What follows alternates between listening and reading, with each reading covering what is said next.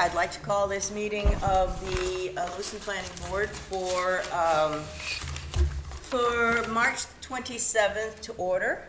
And since our secretary is not here, I will ask Alex to do the roll call. Roger Dupree. Here. Joshua Najin. Here.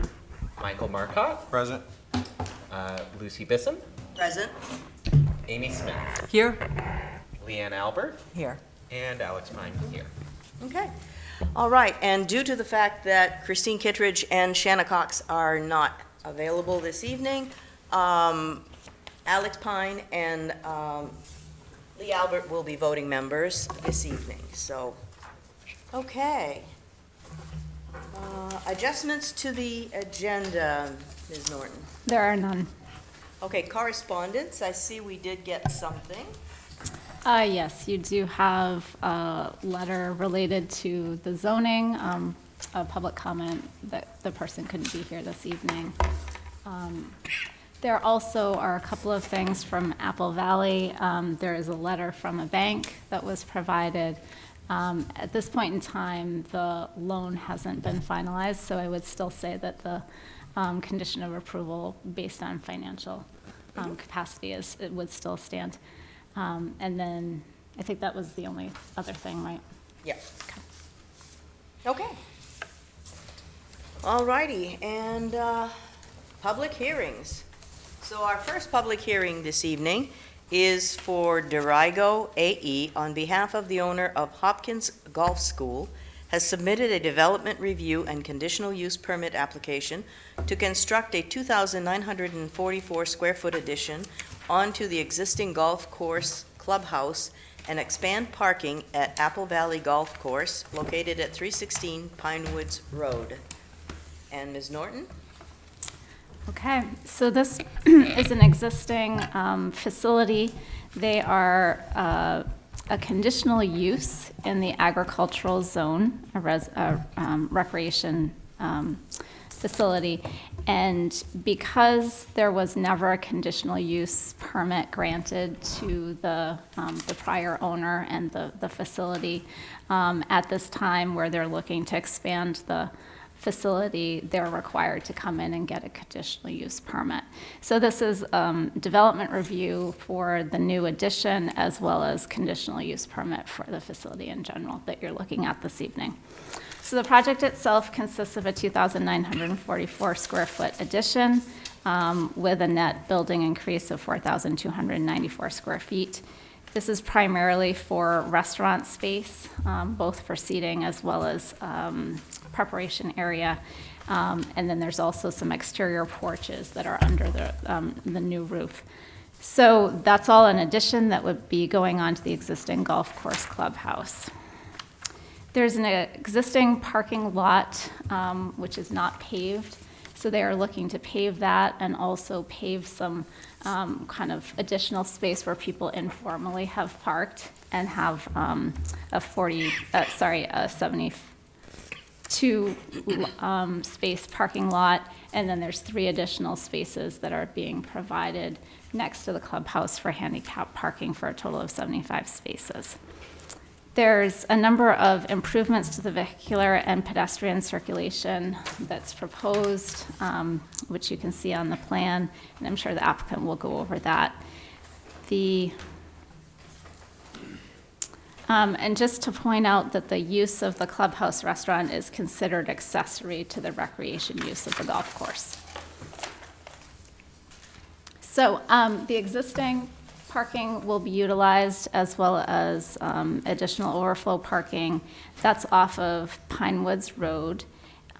They will be using the same curb cuts that they have right now, but widening some of those entrances. So there's 2 on the golf course clubhouse side of Pinewoods Road and 1 to go into the parking lot. And then a second access point for the parking lot off of Vista Bella Drive. Okay. We do have some stormwater management proposed for the parking lot, which will sheet flow across the parking lot into a swale that outlets into a level spreader and goes into existing vegetation. There is a very small wetland impact of 232 square feet, which doesn't require review. And they propose to improve the crossing for pedestrians across Pinewoods Road. So there will be a new crosswalk, and then there's also a proposal for signs, beacons that would actually be able to be lit.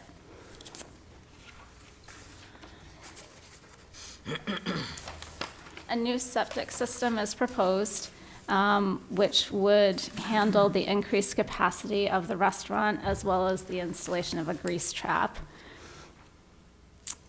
And I'll let the applicant talk a little bit about hours of operation. There are some expansion to that, but they can go through kind of the details on that.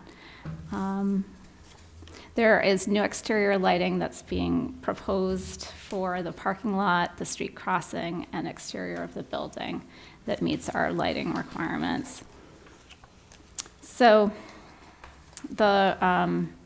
what's before you tonight is to make a determination on the conditional use permit and then also development review. The applicant has addressed the criteria of our review standards for both of those in their application. There are a couple of recommended conditions of approval that staff has suggested. The first would be that proof of financial capacity be provided prior to the issuance of the building permit. The second is that the applicant would coordinate that crossing beacon with Public Works at the time of installation or beforehand. That the applicant would take ownership and maintenance of that crossing beacon, and that there be a note added to the site plan that prior to any certificate of occupancy being issued, the applicant's designing engineer would submit a final inspection report to the city indicating all site improvements, including stormwater system, have been completed in accordance with the approved plan, which is a standard condition of approval that we have. That's all I have at this time. Okay, thank you. Does anybody on the board have any questions for staff? No? Okay. I would invite the applicant to come up to the table. Please identify yourself with your name and your bona fides, I guess, and tell us about the project, please. Thank you. Appreciate you inviting us. Could you please speak into the microphone, because the meeting is recorded, and to take the minutes, we want to make sure that everybody can hear. Surely. Appreciate being invited here tonight and to talk about a project we're really excited about. My name is Tom Perkins with Dirigo Architectural Engineering, and we've been working with Chad and really members of his patronage and staff to create a vision for a really important addition and part of the growth of Apple Valley Golf Course, which has been around for a long time here in Lewiston, as I think a lot of you know. Sort of hot off the presses, and just to kind of add a little context, we have some renderings to show just what we're talking about as far as our building plans go. This is the view from the street, and the existing house that has a second floor apartment on it and pro shop on the first floor, and the existing barn. And what we're doing is we're taking down the old L and building a two-story restaurant addition. On the front will be a nice covered porch to marry the existing architecture. It is part of the charm of this building and this golf course.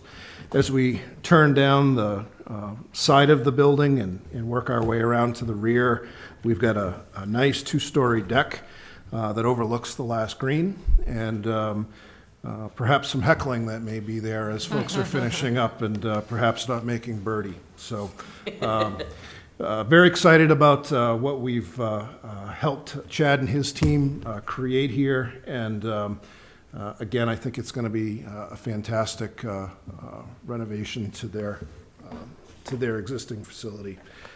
Some other attributes that are part of this restaurant and bar, 2 stories on this side. There's renovation to the kitchen so that the existing kitchen can handle the intended new capacity of the restaurant itself.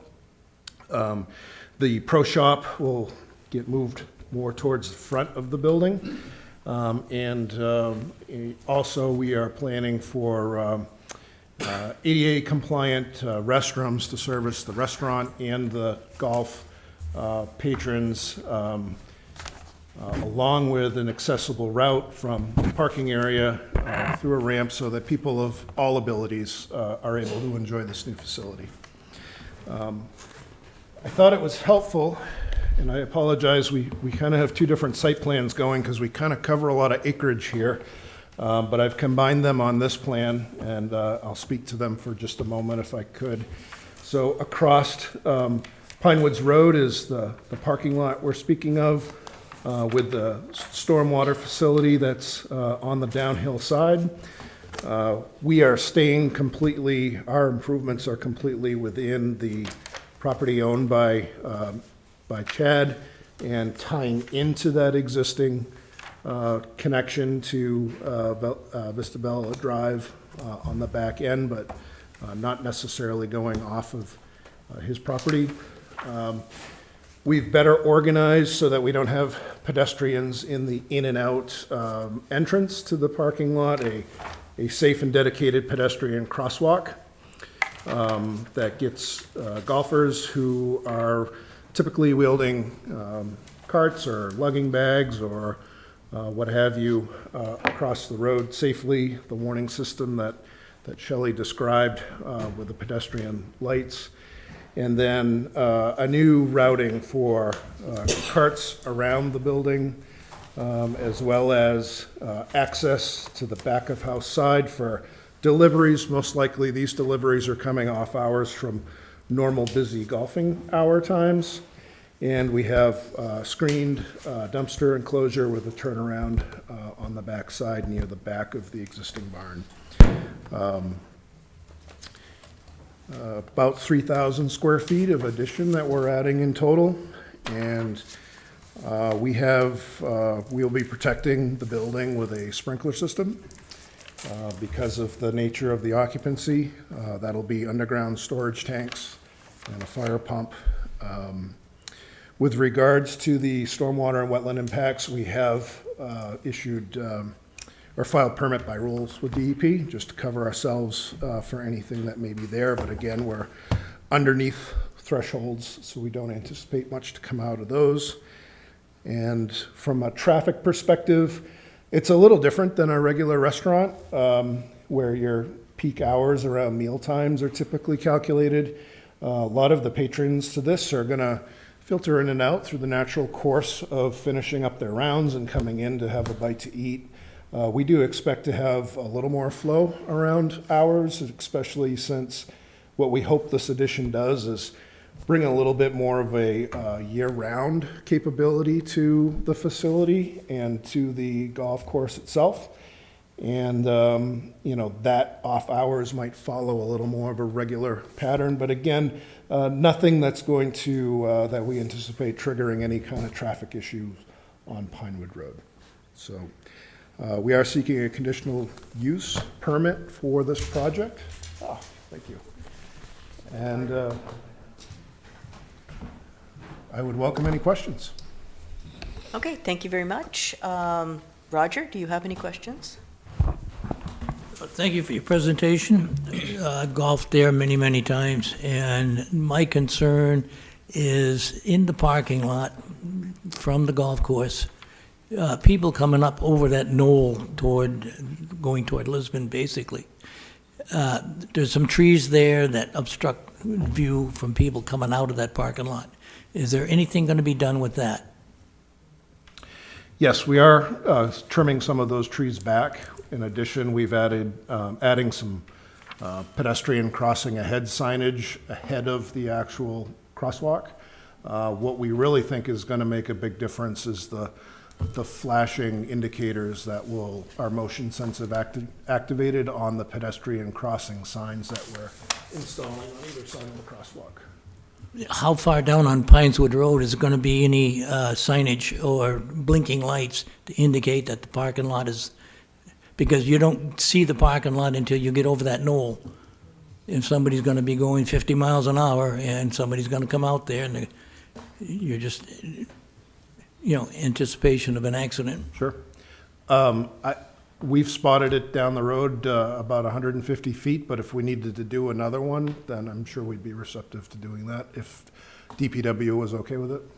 Now, where's the activate, are they going to be hand activated or are they going to be vehicle activated for the crosswalks? It's motion activated, so anytime it senses somebody entering the crosswalk area, the lights start flashing. Another question.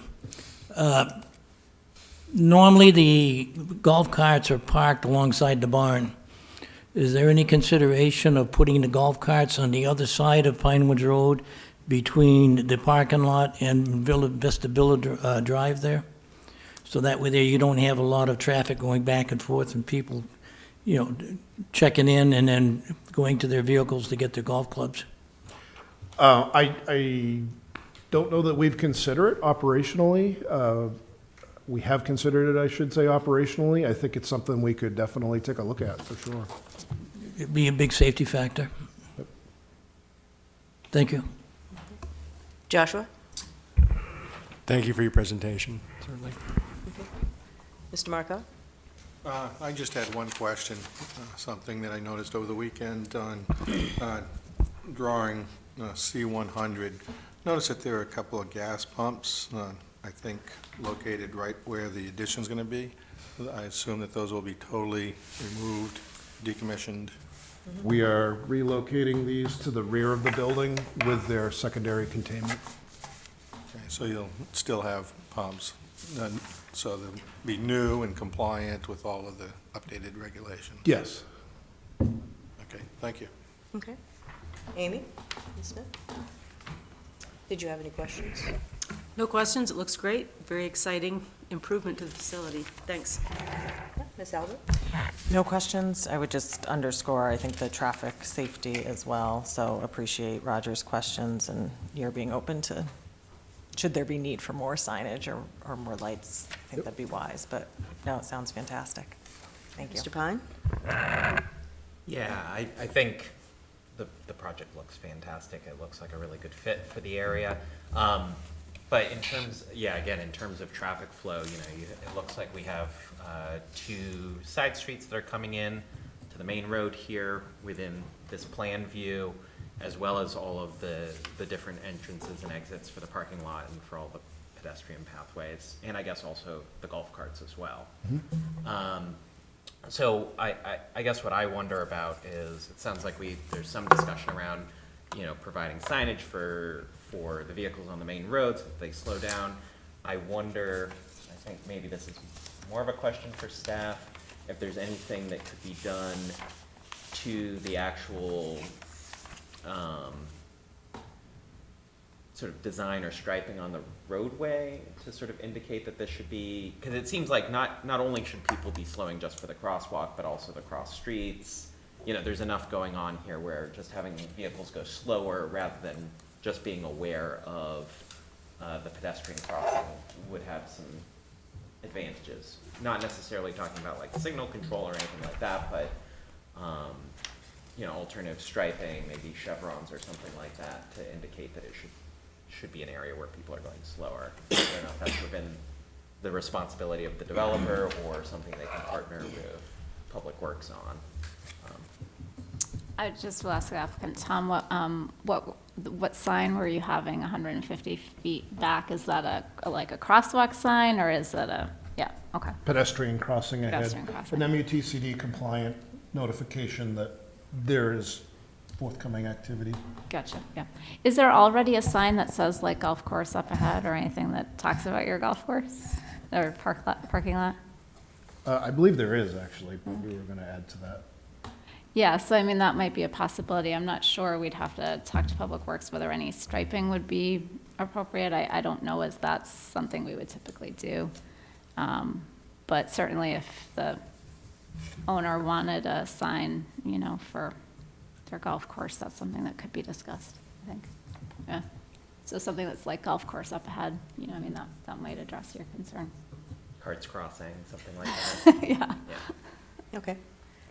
Anyone else have any questions? Okay, I'm going to open it up to the public.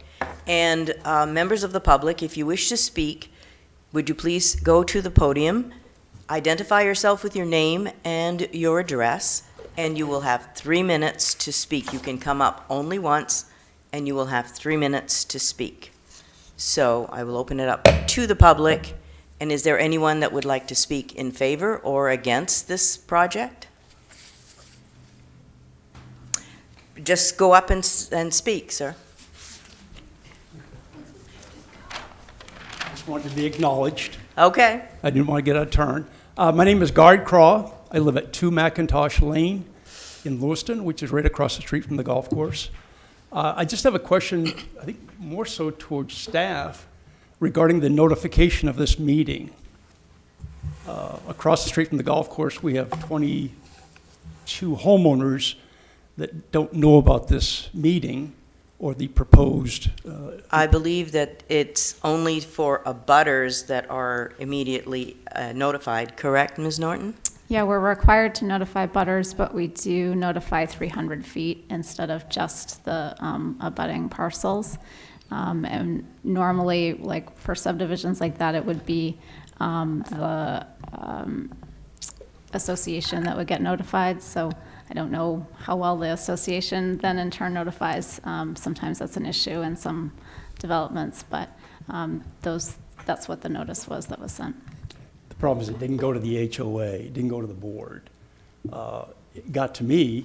I assumed others had got the notice. That's why I reached out to a couple of the homeowners. When I learned they didn't get notice, that's why I asked the question, how is it handled? I'm not against it. I'm not for it yet. I just need to know more about what's being proposed. But there are some concerns with some of the homeowners across the street. The HOA does abut the property, and they weren't notified. Okay. Thank you, Mr. That's the Crowe. problem Okay. that we have. All right. Sorry about that. Good evening. My name is Robert Tibbetts. I live at 199 Pinewoods Road. I am at the golf course quite frequently. I'm extremely excited about this project. I have seen the plans. I understand some of the concerns about the traffic. I live at 199 Pinewoods, so I know the traffic. I think the trimming of the trees for exiting the parking lot is going to really make a big difference for people seeing both on the road and leaving the parking lot. And I think with the flashing signs, I work for the Turnpike, so I know signs. So I think with the signs, you know, the pedestrian head crossing sign and the flashing sign will really probably get the attention for a little while. You may end up having to have, you know, a little police presence every now and then, but we like that anyway. So that's all I have. Thank you. Okay, thank you. Is there anyone else that would like to speak in favor or against this project?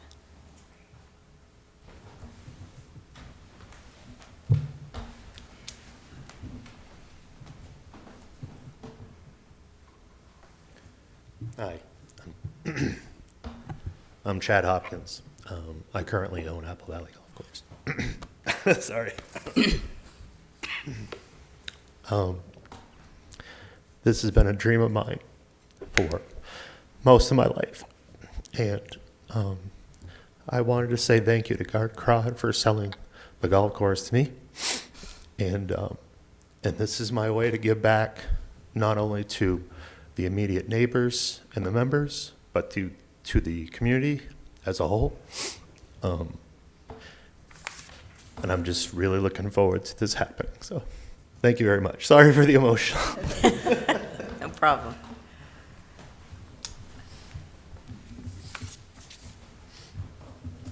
Hello, my name is Robert Calnian. New to Pinewoods Road, moved there about a year and a half ago. I'm at 357, right across from Hole 4. And my wife and I got to know Chad right away when we moved here. Chad showed me his plans and welcomed us to the golf course and told me about his vision, and I just think he's a real community guy. I just think he's stand up, and it's a great project, and I fully support it. Thank you. Anyone else would like to speak for or against? Okay, being none, I will close it to the public, and I will bring it back to the board. Mr. Dupree, do you have any further comments or questions? I was just thinking of another thing in regards to the golf carts, exiting the golf course into the parking lot and vice versa. Are there going to be any arrows or traffic, not arrow, traffic? Directional arrows, you mean? Directional arrows as far as one way, and is it going to be coming out onto Vista Bella, or is it going to be able to come out through Pinewoods with the golf carts? Our plan is for, actually, I golfer myself, and I know I typically will cruise out to my trunk and offload my clubs and then ride back to the course. We've actually sort of planned this as pedestrian crossing into the parking lot back and forth, but you'll notice we've made the walkways wide enough to easily accommodate golf courses, golf carts, and certainly if two happen to meet, there's plenty of visibility. I'm sure they can get around each other. No, we don't plan signage or arrows or anything like that. I think. So there's no one-way, you No. go in and come out? No, other than on the vehicle side for passenger vehicles coming and going, there'll be a stop bar there and a single yellow line as you approach the driveway entrance onto Pinewoods. But for the cart path and the people walkway, no signage or arrows. Thank you. Okay. Mr. Najin? No questions? Mr. Marcotte? Bring back up something that was just mentioned here about notification. Concerns me a little bit. I was also thinking that maybe our package should include those who were notified, because once the question came up, that's where my mind wandered to. So what are the ramifications of this? So we provided notice to every parcel that's within 300 feet. And if people move and we don't have an updated address, I mean, that's not something that we have control over in our department. The addresses are updated periodically, but it's possible, I don't know what the address for the HOA is, but they should have received it to whatever the address was we had on file. So, and you do have a list somewhere of Yes. who you notified? Yep, no, we have a list, yep, that gets kept for every project. And something I noticed during correspondence, and I think it was lightly addressed earlier, the letter from Machias Savings Bank does not necessarily constitute the proof of, I forget the terminology, but... Yeah, so normally when we look for financial capacity, we're looking for either proof of funds or proof that a loan for construction can be acquired. The letter we received stated that they have applied for the loan. So I think in an abundance of caution, I would say a condition of approval that would be. Continue to have it as a condition of approval. Yeah, that's my staff suggestion. Okay, thank you. Okay. Ms. Smith? Ms. Albert? Mr. Pine? Another staff question here. In terms of the owner taking ownership of the crosswalk and maintenance of all that facility, is there a standard that they're going to be held to, or is it just with the idea that it gets held at the same standard as, generally operable, same as installed? So I think typically when there are elements of the development review, just whether it's the parking lot, number of spaces, that it's paved and striped, that the lighting is downcast, in these locations are light poles, street trees are where they're located, just as examples.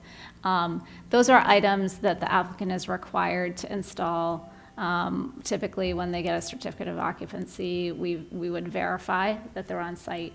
And then if in the future, let's say a light pole gets removed or a street tree dies, staff does have the capacity to work with the applicant initially or the owner, and then to issue a notice of violation or citation if it's not there. So similarly, if we were to find out that the crossing beacon no longer worked, there would be capacity for us to work with the owner, or if we needed to require that. As far as kind of what type of maintenance is normal and routine for it, that's not a technical detail I can speak to, but certainly, Public Works, I think, would be available to advise if it was necessary. Like if staff had a question about that, we would certainly work with our highway department. The city certainly maintains these in other locations, but they just wanted the owner to be responsible in this situation. Could I make a motion? Absolutely. We need two. Fantastic. We need two. Yeah, so we'll do one and then One the at a other. time. Yep. So I'd like to make a motion that the application submitted by Dirigo AE on behalf of the owner, Hopkins Golf School, for the conditional use of a private facility for non-intensive outdoor recreation in the rural agricultural district at 316 Pinewoods Road meets all the necessary standards for a conditional use permit contained within the Zoning and Land Use Code, Article 10, Section 3, standards for conditional use permits, including, if any, additional specific conditions raised by the planning board or staff. Okay, do we have a second? Second. Roger, okay. Should the conditions be read into the record? Don't the conditions go with the next motion? Not the conditional use? Don't they go with the project approval? Go with development. Okay, yeah, so, I So the guess for this conditions one, go there with just the wouldn't second be any- motion? Yeah, yep, Okay, Yeah, that should have been identified. I wondered about that.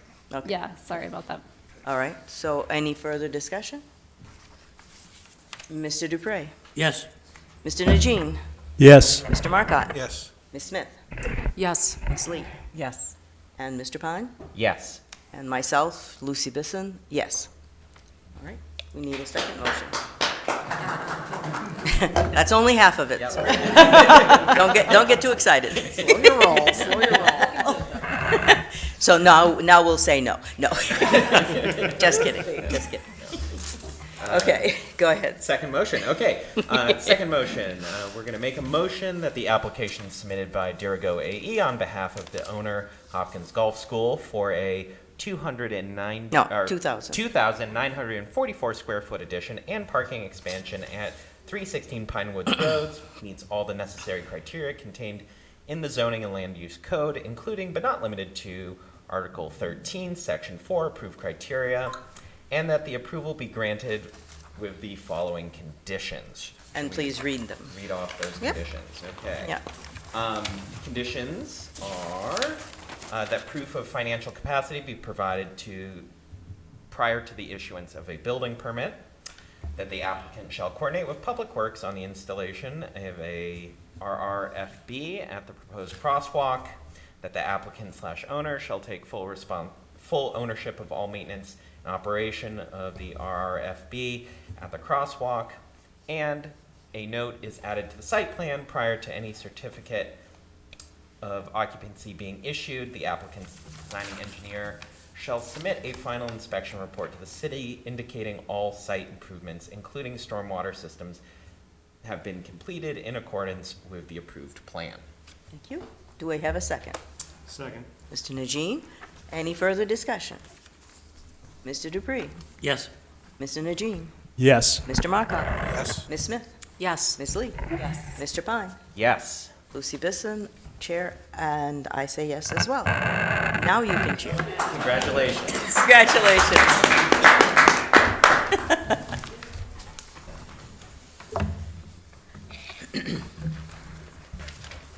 Okay. All right, so now we're going on to the next public hearing. Good luck, Chad. Yeah, good luck.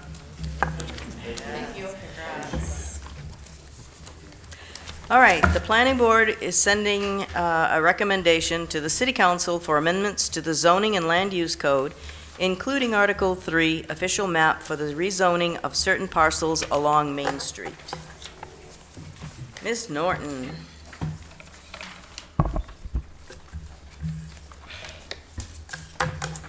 Okay, so this evening we have Main Street organized into 3 sections. So we'll just pull up the maps.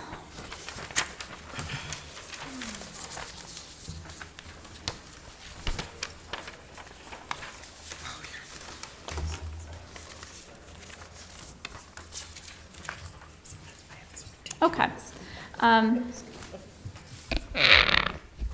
So just a reminder, and for the members of the public here, on January 10th, the Planning Board and Council held a joint workshop to look at Lisbon Street and Main Street to discuss potential rezoning to occur along those corridors. And what staff is bringing forward this evening was the proposals for Main Street that got the most consensus or majority of planning board and council members expressing interest in it on the 10th. So the first section is roughly from Sabattis Street intersection and then heads out northeast and to the sort of Russell Street area, the Veterans Bridge. And it involves rezoning areas that are currently community business and neighborhood conservation B to Centreville, and then areas currently neighborhood conservation A and B to office residential. I can go through each one, or what we've typically done is you've discussed the first section, held a public hearing on it, voted on it, and then moved to the second one. So if the board wants to continue that process. Yeah, I think it's the best way to do it. That way we avoid any confusion. Yep. Okay. So the first one would be the CB to Centreville. All right. So on board members, are there any questions on this section of the, this is in the area where the Walgreens is and stuff, across from the hospital? So do we have any questions? Yeah, Mr. Pine. If staff could go over the primary differences between the two zones, I still have yet to memorize them all, but. Of course. Well, what are you waiting for? I'd be happy to do that. And staff also doesn't have it memorized, which is why I need a book.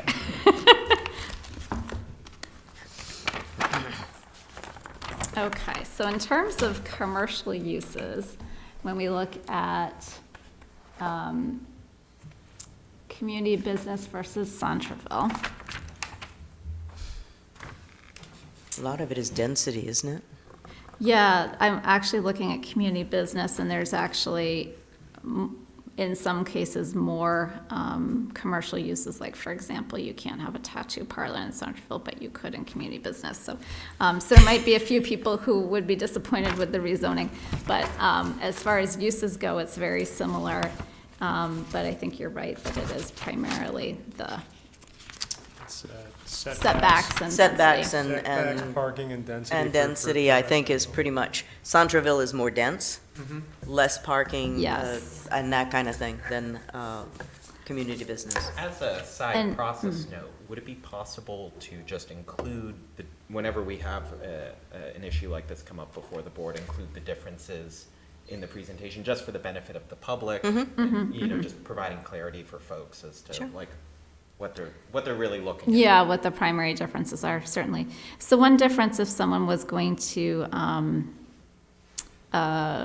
look to develop an existing lot or divide a lot. Centerville has no minimum lot size, or community business, it's 2,000 square feet. There's also, frontage is significantly different. So in Centerville, it's only 25 feet. Community business requires 100 feet, so it's a much denser pattern. And then setbacks are not that different. So make sure I'm looking at the right thing. Centerville is definitely closer to the road, a 5-foot or uniform setback, where community business is set back 15 feet. And then there's no side or rear in Centerville, and then there's 10 feet in community business.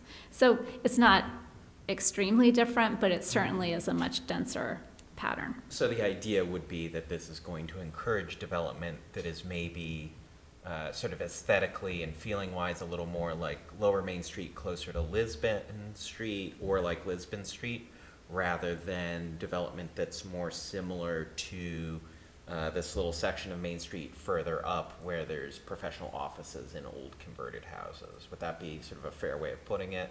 Yeah, that sounds great. Okay. Yeah. Mr. Najee? I just came up with an ingenious idea, and I'm not trying to sidetrack anything, but you know how we have the overlays for the zoning? Can ArcGIS store the differences between the different zones? Like some type of, you know how we have this crazy sheet that we look at that's like. Yeah, that's what she's been looking at. The spreadsheet, Can we store that information in ArcGIS? Would that work? Like, is there a way to put tables in there?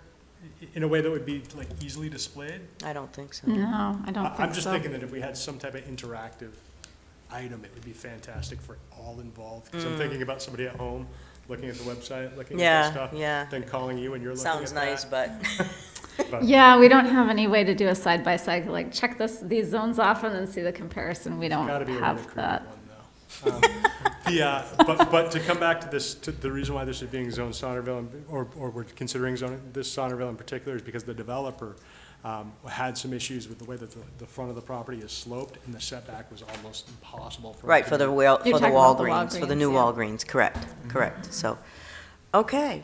Any further discussions from the board?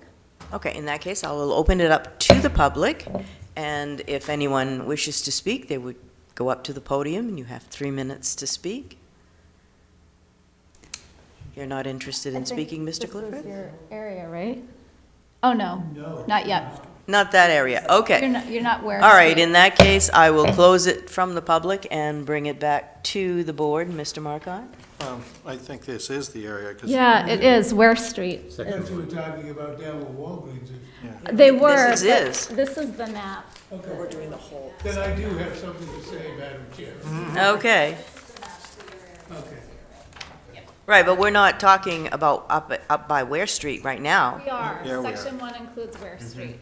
Section, yeah, but we're only talking about the CV, that section there, so we're not talking about your section right this second, But aren't okay? you looking at? a Well, public We're just hearing for looking all at of- CB. No, I'm just looking at the first section, that's CB to CV. Because that's what we said, we were gonna look at the 3 different sections together. And that is section, That's that section is one. only part of section That's only 1. part of So section we still 1, need to talk about. about the other 2 parts of and then we section should 1. Open it to The other public. 3 parts, yeah. So Well, I wanted to bring it up in sections because it's confusing otherwise, you know? Okay. Okay, so now we're talking CB to CV, around the Walgreens area. Sorry. No problem. We'll give you your chance to speak, for sure. Then we have these NCB to CV Okay. in the area of, good grief, I can't read that. Is that Nichols Street, Holland Street, in the area of Holland Street. So we're looking to Holland and Elm. So between Holland and Elm, we're looking to rezone from NCB to CV. So is there any discussion regarding that little block? Mr. Marcotte? Well, no, when we had the joint workshop, I was a little annoyed by that section, because I'm familiar with the houses along Elm Street. I think there's 3 or even 4 parcels, if you look at the big one. And abutting the bigger parcel at the T in the road of Cottage Street, not yet for big, I believe that's a parking lot. And there's and it's probably a parking lot behind the, is it Wallace School? If I got the right school name? Yeah. It's a Christian school, but it was Wallace It School. was formerly Wallace School. Yeah, when it was a public school. And there's a pretty good slope back there as well. Just trying to get a bearing on what kind of properties are where. There's another one that's going to cross my mind. It's large and brick. I don't know if it's a rental apartments at this point. I'm sorry. No, it was something else historically. So I was a little concerned with that one block that goes from Alden to the railway, back up Elm Street and behind Wallace School, being completely and entirely converted from NCB to CV. And I guess that also includes along Main Street for the from Elm Street to Whipple, and from Whipple one parcel further, which is, I think, the building that I was referring to, if I got the location right. Whipple Street is the corner, that's the Dunkin' Donuts.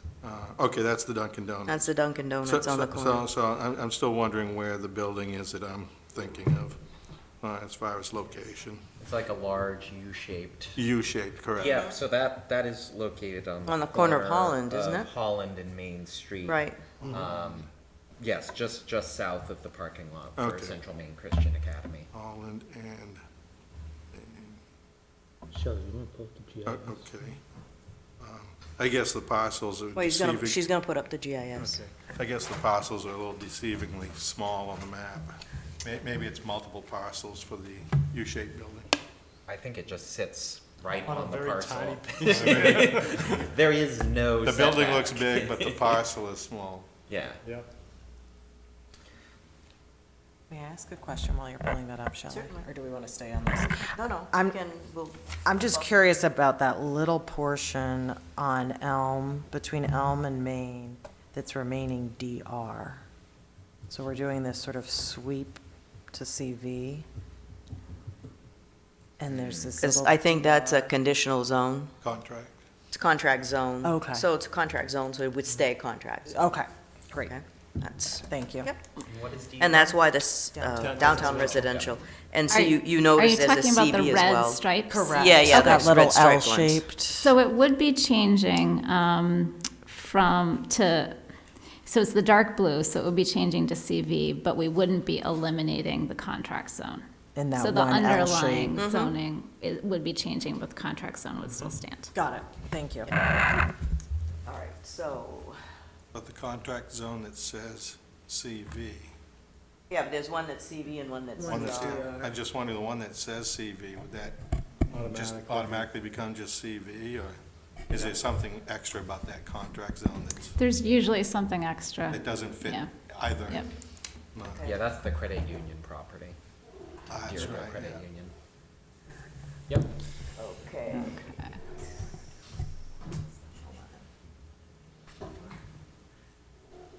See, there's it's on, no, that's the Dunkin' Donuts, well, Whipple. So, There it is, right there. yep, it's literally the size of the parcel. Right there. Yeah. Okay. Yeah, Oh, shoot. Sorry, I didn't mean to do that. which is Meant to one of the click on reasons it. why parking there is so difficult. Right, right. Okay, any other comments, questions on this particular section? And so the motivation for doing this change is basically to make the zoning more in line with the actual use of the area. You know, right now that block is mostly parking lot and school. You know, those two are like probably just over about half of that whole area.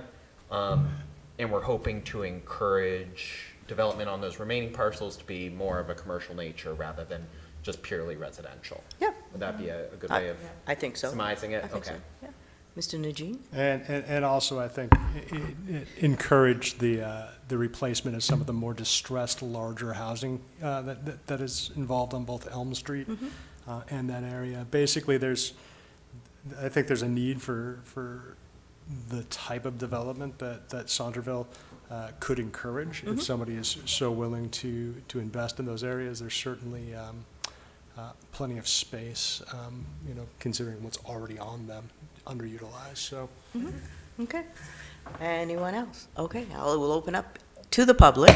I know you don't want to talk about that part, but technically I have to. Okay, no one in the public. I'll close it to the public. All right, now we'll talk about the next stretch, NCA, NCB to OR. Okay.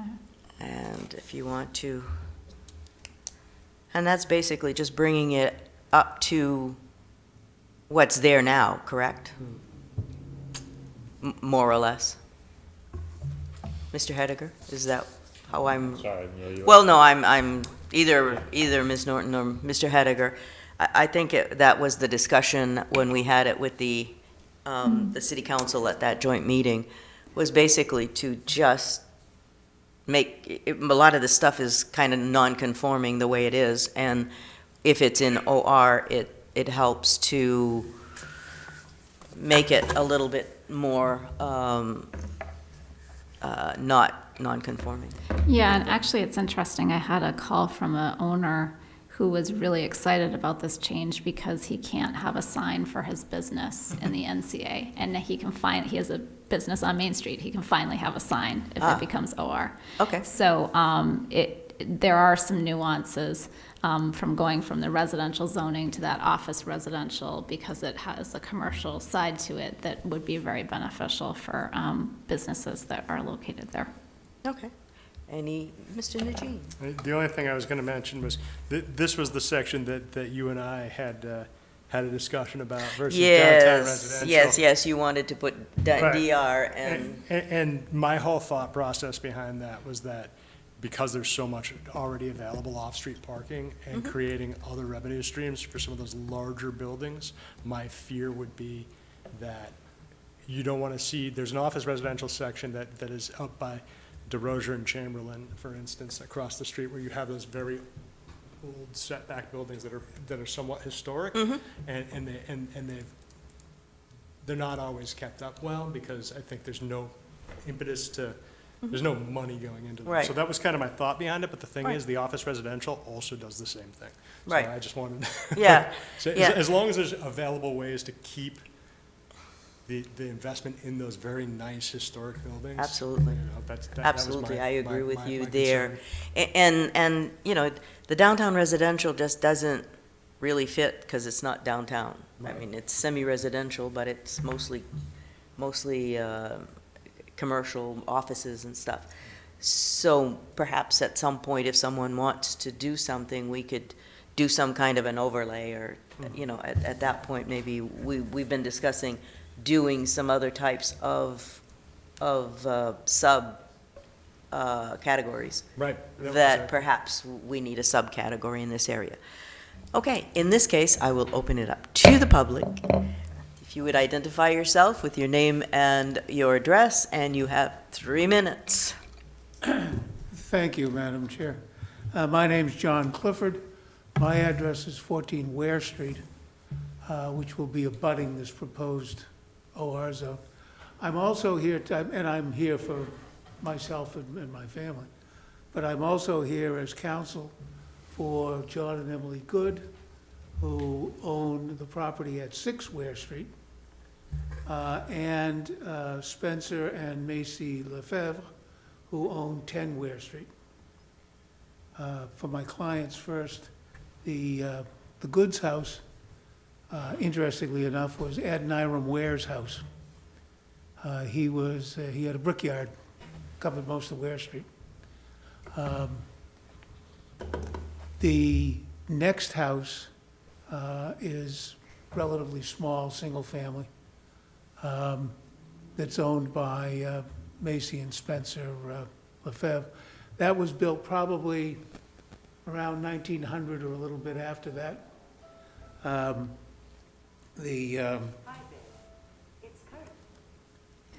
a drug alarm. The next house was built around the turn of the century. The trailer park in back, has been sort of a sore spot for many years. That was built at the beginning of the war. They actually put people who worked in the shipyards down in South Portland in that, and they rode down on the trolleys to Portland. My grandfather, who built our house at 14 Ware Street at the time, was the United States Attorney. And they contacted him to say, would it be okay if we put this there? What was there at that point in time, right at the beginning of the war, was a frog pond, where my father used to catch frogs and pollywogs when he was a kid. The trailer park's seen better days, and I think if we in the neighborhood were asked, would it be nice if there were some offices there and nice apartment building, everybody would say, yes, it's a wonderful idea. Where the problem comes in is taking 6 Ware and 10 Ware and adding it to that office residential zone.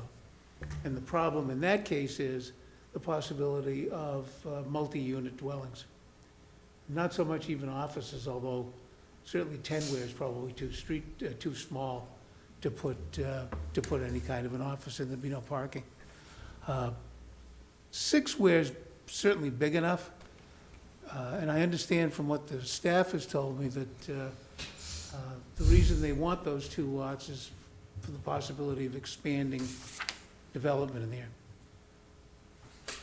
Behind 6 Ware Street, there is a slope just like that. When I was a kid, Your 3 minutes are up. That's all right. Keep going. when I was a kid, It's not like we've got 6 dozen people who want to speak. we had, that's where we went tobogganing. And it's still like this. 10 Ware Street, the back of that, we called it the mountain, because when we were little, we would take ropes and pretend we were mountain climbing from the stream down at the bottom. That, in fact, created the clay that made the bricks for Adoniram Ware's brickyard. In fact, the bricks for this building came from that brickyard. In all honesty, I don't see how you're going to develop anything going up that hill. Okay. And my clients have asked me to indicate to you that they are absolutely opposed to 10 Ware Street and 6 Ware Street being rezoned office residential. Okay. Thank you so much, Mr. Clifford. Yes, Mr. Nucci. Ask a question or no? Yeah, I think we can be pretty informal. There's I'm just an old lawyer. Go ahead, ask questions. So you had mentioned 6 Ware Street and 10 Ware Street, Right. and your clients currently live at 6 and 10. 6 and 10? Yes. Right. Okay. Okay, no worries. And he lives at 14. Aha. Okay. Which is the next one. Which is the next one up. Yeah, okay. Okay. Thank you, Mr. Clifford. Anyone else have any other? Mr. Pine? Yeah, could we take a look at the lots on Mountain Ave in GIS? I was just curious about, go south a little bit. Gotta go that way. Head on down. Go south, okay. Yeah, So right it looks there. like we included those 2 lots further up Mountain. And is the idea there, again, to make it possible to develop back? Did these 3. Just to Yeah. square it off, kind of. Just to square it off? I think so. Yeah. It isn't as, as consistent with the rest of the OR zone further south on Main Street that really only goes 1 lot deep for the most part. So, like, I can understand, like, sort of geometrically wanting to square it off, but in terms of the actual use, those are houses, they're not on the main drag, they're further up. Like, it looks good on a map, but I think in person, it doesn't. Right. It's probably not very conducive to doing a big development type of thing because of just the topography of those couple of streets. But it's just the idea of giving someone the opportunity, or even, just using one of the homes as an office as opposed to just being residential. Gotcha, okay. I think that's the logic behind it. Yeah, and I guess what I would say, not to encourage people to plow mountains over, but you certainly can regrade significantly. If somebody were to want to buy 3 lots, let's say, and do a development that isn't necessarily a barrier to their ability to develop. It might be a financial barrier to their ability, but. Right, well, look at what the Dirigo Credit Union did. I mean, that big humongous wall that they built to contain their parking lot, which is terrible. I have business at that credit union, and it is with all the islands that they have, it is ridiculous. It's hard to maneuver, really is. Anyways, yes. Yes, Mr. Najin. Okay, so one thought that I have to your point, like San Francisco was built on a hill. Right now, they're literally building condo units on a grade that I think is, it's somewhere around like 85 degrees, I think, on Tukey's Bridge. It's like literally like, Yeah. So it's not a question of what we expect to see today, or even tomorrow. It's more a thought about what people will be able to do with property in a period of time that we will need to build out. Correct. Options for people, as opposed to, and I think another point too is even when the zoning does change, as long as the ownership's the same, nobody can force the owner to develop anything that they don't want to see. Right. So it's just my thought on that. Has there been any discussion of the lot on the south side of Mountain Ave? There's a little sort of chunk out of the existing OR zone. I believe it's a Oh, I have a friend who lives in that building. Any reason why that wouldn't get rezoned again, sort of with the eye of squaring things off? That's a 6-unit. And that's currently zoned as NCA? It is, yeah. And it's a 6-unit? Yeah. That's non-conforming. Yeah, so again, maybe to instead, rationalize. so instead of going the jog like it is now here, we could go here and include it? Because it would go right here, which is where the next line is. Yeah, and again, thinking about this in terms of encouraging development up that street and a certain type Right. of development, sort of. And that's it's already, you said 6 units. It's already so- that area, and there's actually sort of a natural break to the hill there. Yeah.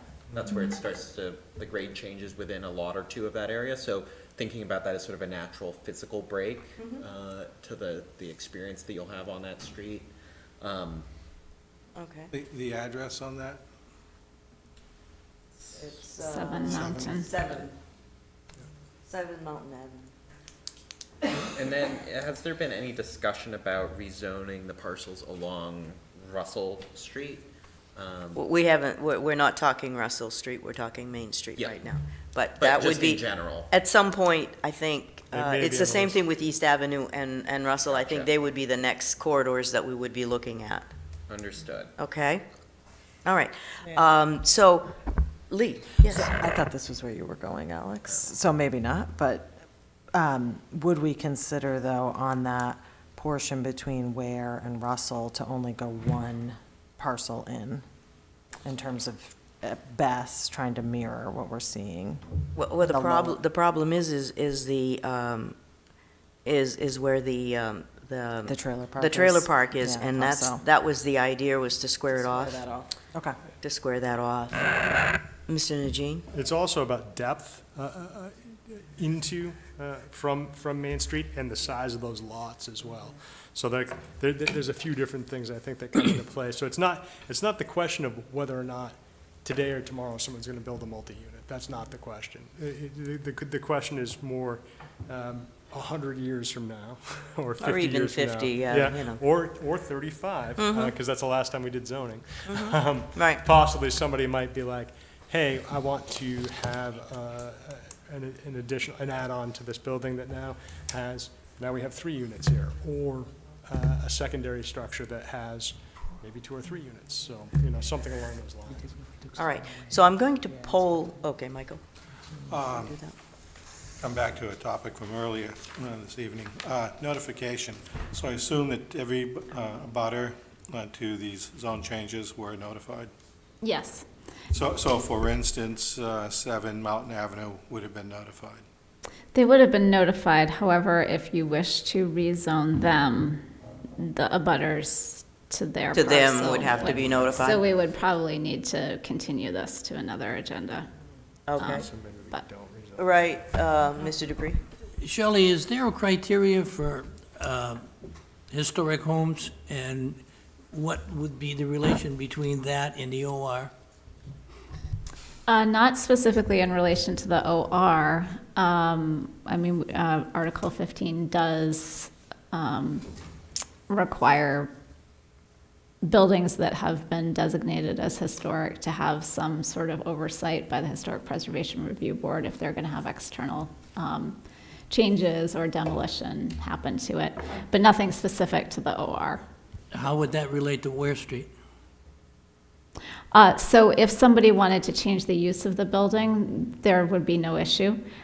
If the buildings are designated as historic, which we can look up and see if they are, we have that here, then there would be some provisions for oversight if they were to demolish or do external changes. So So Mr. Clifford's home is, 14 Ware, yep. is a historic building, the other two are not. That's right.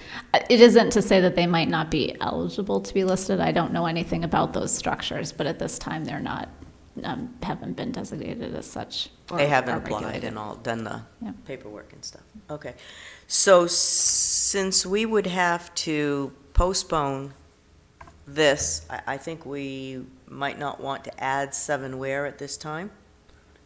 And just work with this, and if at some point we want to, redo 7 Ware, bring it up at a later date. Mr. Michaud? Michu? Michaud. That's my grandmother's maiden. I'm sorry. Marcotte. Okay. Yeah, that. Well, at least it was French. Yeah. I'm sorry. That was informative about the notifications, because my mind was wandering towards adding 7 Mountain Avenue, but that could be done at a later time. But in the same flavor of my particular thoughts on Sabattis and Lisbon Street, I would be inclined to remove 6 and 10 Ware Street from this, which I believe we can do, as we did with a parcel on Sabattis Street and a parcel on Lisbon Street.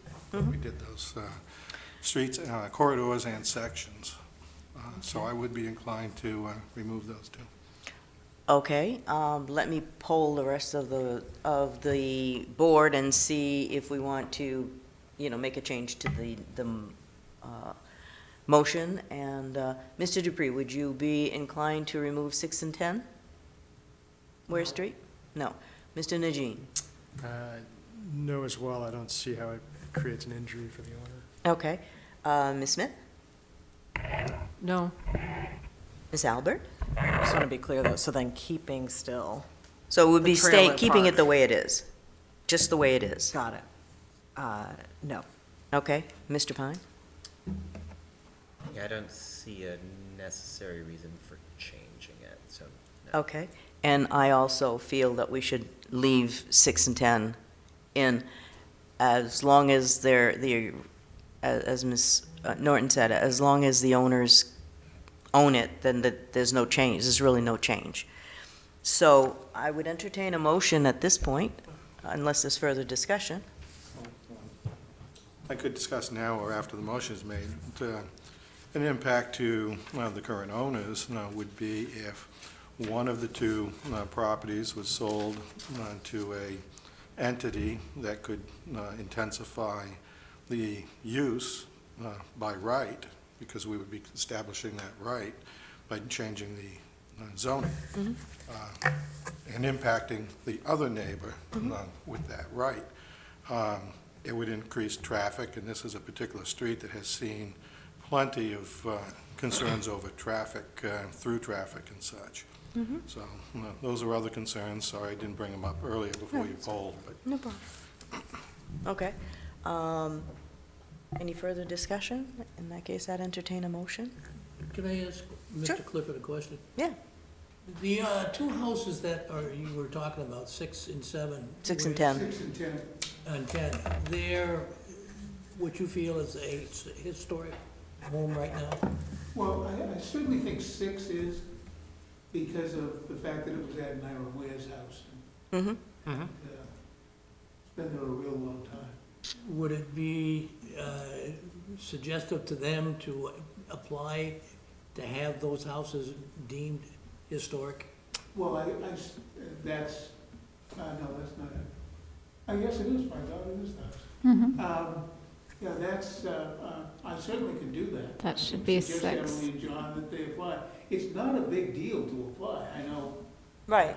No, I think in relation to that, if they did apply, then, it would alleviate a lot of these. There would be some protection for them, for the buildings. Yeah, I don't know that, and I'm on the Historic Preservation Board here in town. I don't know that 10.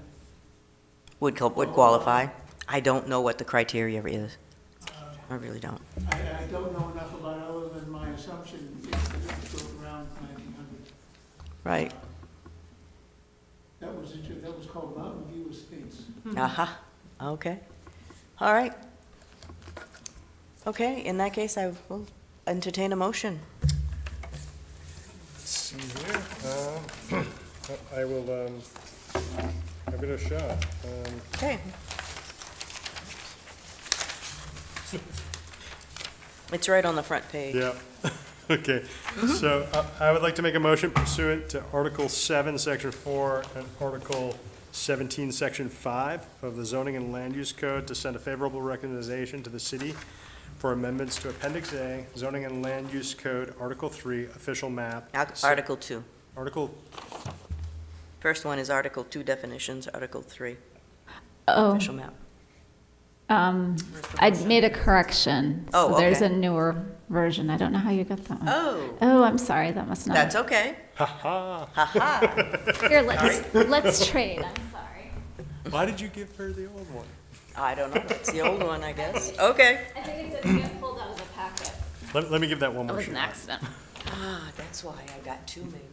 Make a motion pursuant to Article 7, Section 4, and Article 17, Section 5 of the Zoning and Land Use Code to send a favorable recommendation to City Council for amendments to Appendix A, Zoning and Land Use Code, Article 3, Official Map, Section 1. Okay, do we have a second? Second. Okay. All right, and any further discussion? Mr. Dupree? Yes. Mr. Najin? Yes. Mr. Marcotte? No. Ms. Smith? Yes. Ms. Albert? Yes. Mr. Pine? Yes. Myself, yes. All right. Okay, next section. Thank you, Mr. Clifford. Thank you.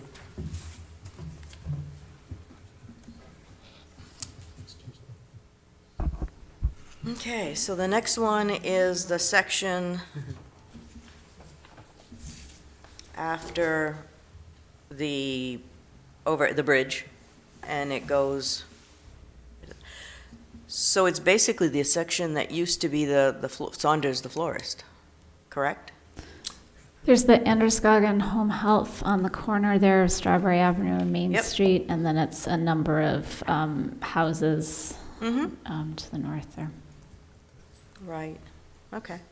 Saunders Florist is where the. Oh, it's further down, it's where CB is, right? Yes. Okay, I'm not, I'm too far down, okay.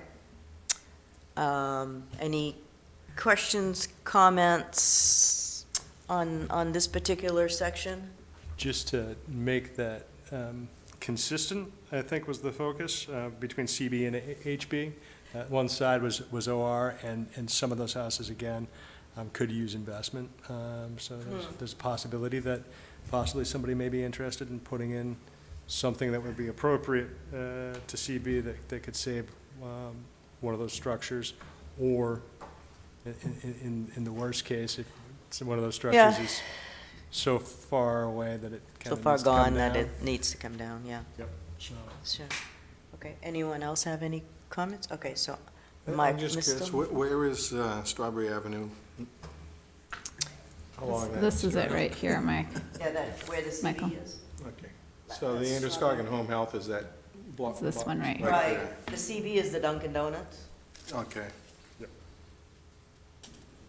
And it is believed that CB would protect those nice old homes and not just demolish them? I believe the conversation when you met with the council on January 10th that I recall, and David might remember some as well, was that because that side of the street, the lots were quite deep, that there was more commercial opportunity on that side of the street. Certainly, the CB allows a number of additional commercial uses that would provide some opportunities for redevelopment of those buildings. It doesn't have any impact, though, on whether someone's going to tear a building down or not, right? So there's no protection that's different. It just is a suite of additional uses that could be done. And what kind of additional uses that would require turning lanes and so forth? Well, there's a turning lane up that street anyways, isn't there? No, there isn't. No, I'm just thinking like each parcel or combining a couple parcels into another Cumberland Farms or something. So the community business, sorry, let me just pull this up here so I can see better. Office residential has very few commercial uses that are allowed. It allows personal services, which is like dry cleaners, nail salons, hair salons. It also allows business and professional offices, daycare centers. That's pretty much, and veterinary. That's pretty much the commercial uses for office residential. Otherwise, it's residential. For community business, there's a much greater suite of commercial uses. Restaurants are allowed, but I believe that note is no drive-through. Let's see. So no McDonald's, Burger King? No. Actually, it says includes drive-in restaurants. Drive-in or drive-through, are they the same? Drive-in. Oh, they're Yeah, I the same. think so. Okay. I think so. Drive-in I was like gonna say, that. what's a drive-in restaurant? Let's not, let's hope they don't drive through. Is that like an old A&W or something? So let's see. So other uses in the community business are restaurants with a conditional use permit, drinking places with a conditional use permit, adult business establishments, hotels, motels, and inns, movie theaters, except for drive-in movie theaters, indoor places of assembly, amusement, and culture, art and craft studios, the personal services that are currently allowed there, retail stores, which is not currently allowed, lumber and building materials dealers that's with a gonna get conditional built use on permit. that section of Main Street.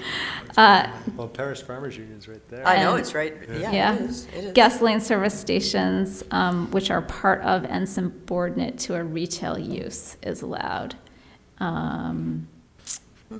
Automotive service, including repair, tattoo establishments with a conditional use permit, marijuana stores. They're allowed everywhere. Commercial, under industrial, there's a private industrial commercial development that's allowed. What about at hotels? Is that Yes, yep. Yep. Right. That's one of the, like, I don't imagine it happening, unfortunately, but has anybody ever been to Mountain Brewery in Conway, New Hampshire? And so, like, that's a beautiful old building that, like, somebody said, hey, let's turn it into a brewery and restaurant, and it's nice. Yeah. Yeah, but like a boutique hotel or an inn could happen, you Yeah, know, and with it could- retail and restaurant, it could be bakery, it could be antique store, Right. it could be, I mean, I suppose they could put a retail that we wouldn't want to see there as well, but it does open up a lot of opportunity. And not that I'm asking you to go through the list, but I would assume that HB, highway business, would be even more intense, Yes. just beyond that stretch. Supermarkets. So that allows used car dealers, recreational vehicle mobile home dealers, equipment dealers and repair, automotive services. Okay. So those are some of the uses that aren't allowed in community business. Right. Okay. All right. Any, Josh? Just one more question. Did anybody contact your office when they were notified? From this area, if they did, they didn't identify themselves as owning property in that area. I didn't get calls from anyone in that area as far as I'm aware of. Okay. Anyone have any other questions or comments on this section? On that section, yeah. On that section? Well, when you say section, you mean the OR? Yeah, the OR to CB. Okay, no. Okay. nothing. So what about the next section? So at the meeting in January, I remember David mentioning this particular lot, that you were going to contact the owner because you weren't sure if he had expressed some interest at one time, and you weren't sure, so we weren't sure if we were going to put it in or not. That's a great point, Lucy. And now that I'm looking at it, we probably shouldn't have included that if Shelley was part of that conversation as well. We did want to include the Marketplace Mall, which Right, which is that Wait, odd shaped. Shelley has her cursor on it right now, then that's split zoned. If you throw the zoning on there, maybe, Shelley? Yep. But they did receive the notification of the rezoning, right? They did, which is kind of interesting. The other, if you click on the other parcel that they're talking about, yeah, that one there. We met with Mr. Dosty, and I guess he's okay with it, because we did send him a notice. His discussion was whether or not he wanted to do multifamily out there. And we had a lengthy discussion with him about what to do on that property. And I don't know that he was opposed to it, but he wasn't necessarily going to be able to pull off the development himself. He was initially thinking that he might be able to do it. So yeah, he did receive notice of the change out there. Okay, so he did not, so that we did not hear from him? No, we Okay. haven't. So in that case, I mean, since we did not hear from him, I assume he's okay with it, and I would leave it in. Because like I said, there was discussion at that January meeting.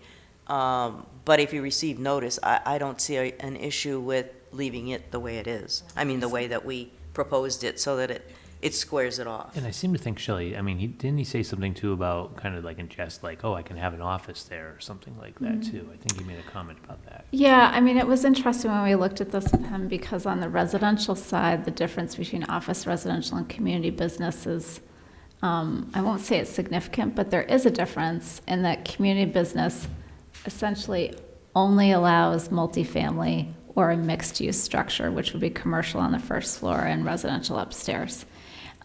Where the office residential allows single-family, allows two-family, and then also allows the multifamily, but allows single-family attached dwellings, so basically like row houses or townhouses, and then mixed residential developments. So there's a little flexibility there, but what he actually wanted to do, I think we looked at it, and neither one really allowed it, was what I recall. So there wasn't like a out-of-the-box answer for what he wanted for residential development there. Okay. Any further discussion with anybody? In that case, I will entertain a motion. I would like to make a motion pursuant to Article 7, Section 4, and Article 17, Section 5 of the Zoning and Land Use Code to send a favorable recommendation to the City Council for amendments to Appendix A, Zoning and Land Use Code, Article 3, Official Map, Section 2. Okay. Do I have a second? Amy? And further discussion? Roger Dupree? Yes. Joshua Najee? Yes. Michael Marcotte? Yes. Amy Smith? Yes. Lee Albert? Yes. Alex Pine? Yes. Lucy Bisson, yes. Okay, on to Section 3. Okay, we did receive an email communication from the former planning director, Mr. Lyson. And I have worked with Mr. Lyson, and I understand his concern.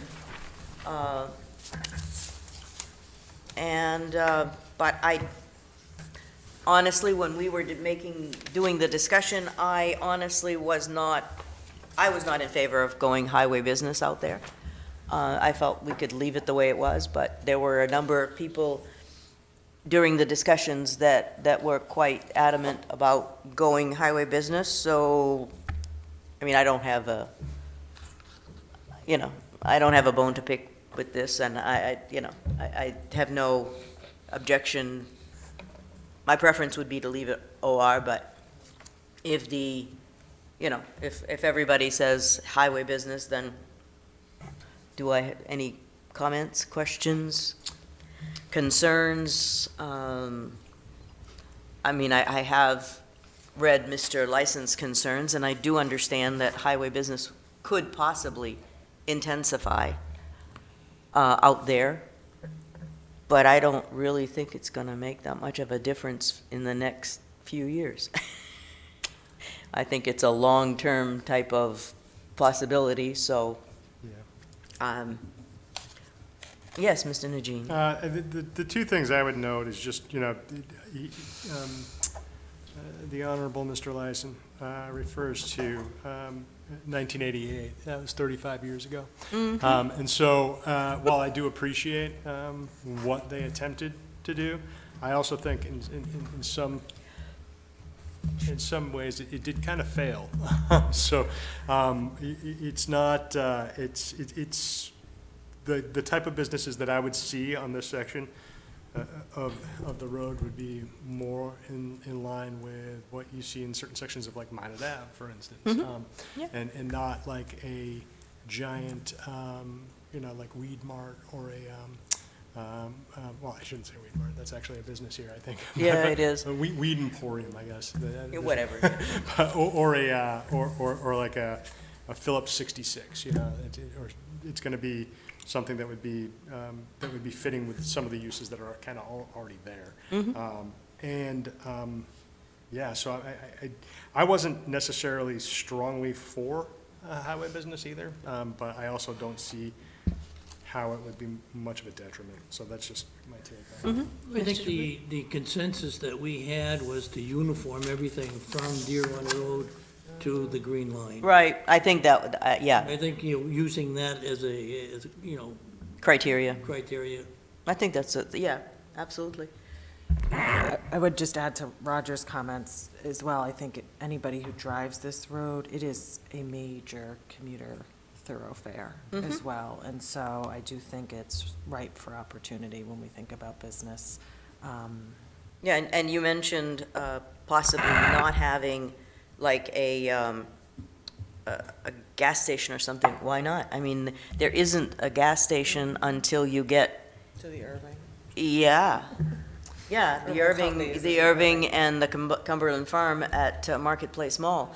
So it's not necessarily a bad idea, I mean, it's plenty of. I'm not against a gas station. I was talking more about like a truck stop, like a Dysart's. Oh, hey, why not? But even at that, I mean, we have enough tractor-trailer trucks that drive up Main Street. Yeah, absolutely, absolutely. Could we take a look at the zoning? Just because I wasn't part of that January discussion, the zoning that connects the existing highway business district that's a little closer in town to the proposed change. So like south of Deer Road, Hang on.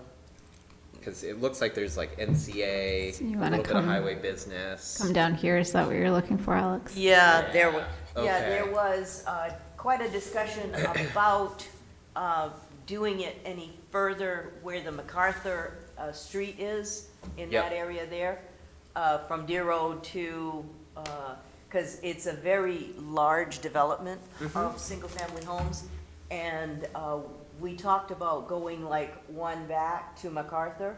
Yeah. And we thought that if we heard a lot of gnashing of teeth about Charles Street, that we would hear a lot of that, if not more, in Yeah. that area, because they're very, very, it's a big neighborhood, and they're very. No, understood. It's a close-knit understood. neighborhood. It's a close-knit neighborhood, and they really would object to the street, Main Street being rezoned. So you know, we went with what the city councilors and what the majority of people Yep. decided that that was probably not a good idea to open that can of worms. Yeah, no, I get that. I think what I wonder about with this is how to best explain this, like, you know, that's fairly undeveloped out there, which I understand that's part of the appeal. But it also, brain's not really working here. Trying to make it so that you have, you know, as you leave town or as you enter town, like, Some or- consistency. well, yeah, it's sort of like the, you know, the concept of the urban transect. Like, you start out with rural, you get some more rural businesses, you get denser things, maybe more like gas stations or auto dealerships. You start to get even more dense, like, you know, retail, things like that. And I guess this seems like you're extending that highway business all the way out there. Not that OR is really that great either. It's sort of an odd setup. So, yeah, perfect's the enemy There of are the some good. non-conforming uses out there, and the thing that's strange about this entire section is that, like, you don't know the difference between Green and Lewiston in that stretch. Yep. You're just like, okay, there's another, used car dealer, there's another. Landscape place Yeah, out landscape there. place, there's another leather shop, you know, so there's a bunch of There's a just. karate studio. Yeah, there's a bunch of just random things out there that require, like, pull-ins, you know, and Yep. so. What about the neighborhood, or I'm assuming it's a neighborhood off of Larrabee Road? Is that another housing development, or is that commercial? There's a, Up here? a power station. Where are you? There's Yeah, yes, the power station is in that wetland overlay, right? I think that's where that is. It's at the end of Larrabee Road. But the rest of Larrabee is residential. Yeah, that's what it looks, yeah, there it is right there. Yeah, see, it looks like residential. Yep. But this is like, there's a And then there's like a. used car call- dealer and Yeah. there's a Yeah. small motel in that area, general area, and I'm guessing the concern around rezoning, not saying that we should do it now, but just talking about it, rezoning that small residential pocket that, you know, probably was built before it became a dead end into a power, you know, oh, you mean substation. this section here? Yeah, I Yeah, we're wonder not- again we're- with the idea of trying to square things off, you know, there's this parcel that's undeveloped on the southern side of Larrabee that cuts in, Oh, yeah. right? there. And then that whole section there of, you know, the Yep. four small parcels and the one larger one behind. And that one larger one behind looks fairly agricultural, or, you know, there's a Yeah, big that's some building type of there. warehouse, for sure, warehousing. Yeah, so like, is that a non-conform? So it's a single family. Yeah, but like, Used to be a site contractor, so he has a bunch of big. Yep. out there. Big house. So- Buildings, yeah. not that we need to make the decision now, but thinking in the future again Yeah. about trying to rationalize things, that to me doesn't seem very rational. Yeah, I think what we just decided, we were looking at just whatever the contours of the OR, leave them the same, and then, because you've got this little pointy thing off to the side. It was just, let's take the contours that are there and then just change it Oh. from OR to HB. I totally understand that, but Okay. just wanted to Yeah, yeah. put that on record for Absolutely. future conversation. Well, it's a possibility. I mean, you never, because maybe it will come up once this is zoned HB. Mhm. Maybe it'll never come up. Who knows? Yeah. So any other questions or comments? Michael Marcotte. Notice that there's a cross hashing on the existing zoning. That must be a contract zone. It's not as clear on the other one because of the red, probably. Are there a couple of carve-outs like we saw in the other section? What is that, OS? Reading that right? Hard to say what it is. It's with Levante's landscaping out there. Oh, yeah, that's what it is. Okay. We could use a highway business. So that'll remain contract zone. Yeah, like Shelley mentioned before, the contract zones don't necessarily go away, but But the the underlying zone is gonna be more permissible to allow a lot of these uses to occur, which, if it was in place, they probably wouldn't have asked for a contract zone. And then Levante's Landscaping can always come back to the city and ask them to remove the contract zoning that's on it to take the underlying zoning. Correct. Yeah. right. The underlying would be more HB. intense than even the contract zone? Yep. Yeah, I this believe particular it's case. off, I don't know what OS. it is right now, actually. A lot of times we label them, I don't see it labeled there. so I'm not OS sure. is It what says they- OS on Oh, our does it? papers. Okay. Yeah. I don't know what OS is. Office service. Okay, Apparently that must have worked whenever that was done. right, okay. Okay, any further discussions, comments? And I neglected to open to the public last time, but since there is no public, it's not a big deal. In that case, I'd entertain a motion. I would like to make a motion pursuant to Article 7, Section 4, and Article 17, Section 5 of the Zoning and Land Use Code to send a favorable recommendation to the City Council for amendments to Appendix A, Zoning and Land Use Code, Article 3, Official Map, Section 3. Do I have a second? Second. Okay. Any further discussion? Roger Dupree, Yes. Joshua Najin, Yes. Michael Marcotte. Yes. Amy Smith, Yes. Leah Albert, excuse me, Yes. Alex Pine, Yes. Lucy Bisson, yes. Okay. Thank you very much, staff. And do we have any other business this evening? Just the minutes is on the agenda, Yep. so unless there's anything else. And in that case, I would entertain a motion to adopt the March 13th and March 20th draft minutes. I would make a motion to accept them as written. Okay, do I have a second? Second? Okay, Amy. And any discussion? Roger Dupree, Yes. Joshua Najin, Yes. Michael Marca, Yes.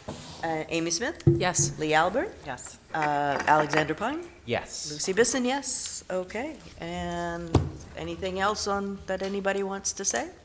In that case, I'll entertain a motion to adjourn. I would just like to quickly say that I meant nothing disparaging to the owners of Weed Mart. It's a nice establishment. It's a funny name. May I just ask, so our next meeting is April 10th. Can we just confirm the, round and round on email, the meeting with city council? That's Oh, on the that's 20th. not till May I know. May 23rd. Thank you, I just wanted to make sure. Yeah, May I 23rd. believe it was 6 o'clock, but I can send something out Okay, more confirming formal. that when we get Awesome. closer. I've got it on my calendar here. Thank you. Yep. And May, whoops. And it is 6 PM. Excellent, thank you. Yep. Okay, and I'll entertain a motion to adjourn. I move to adjourn. Do I have a second? Amy, and all those in favor? All right. See you guys on the 10th. Thank you Great. so much, everyone.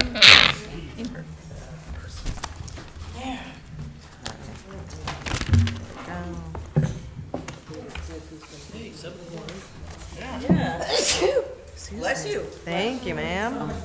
Yes, you're welcome. I left my water bottle out in my car. It happens, I get it. I saw yours. Oh, she said water. Okay. Roger, but there are advantages. Do we have anything in the pipeline for the 10th? It's a super big 42